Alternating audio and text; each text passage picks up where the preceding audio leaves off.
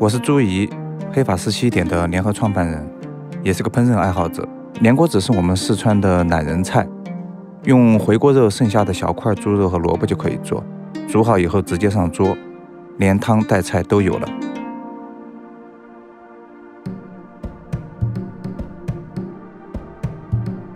先烧一锅清水，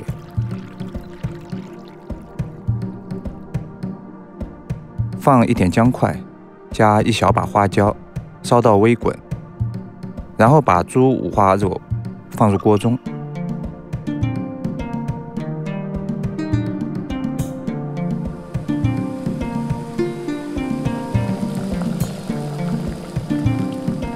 煮到基本断生，捞出。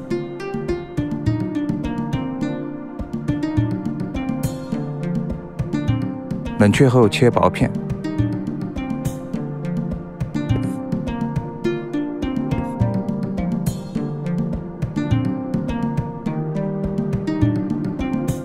萝卜削皮，切片，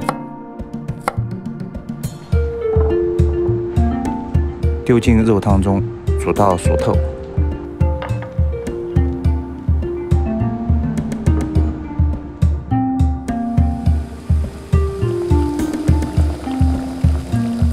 然后下肉片和萝卜一起烧煮片刻，莲锅子就做好了。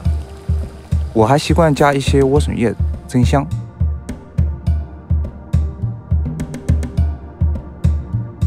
吃这个菜我们一般会配个蘸碟，辣椒粉打底，浇一勺滚油，加豆瓣酱、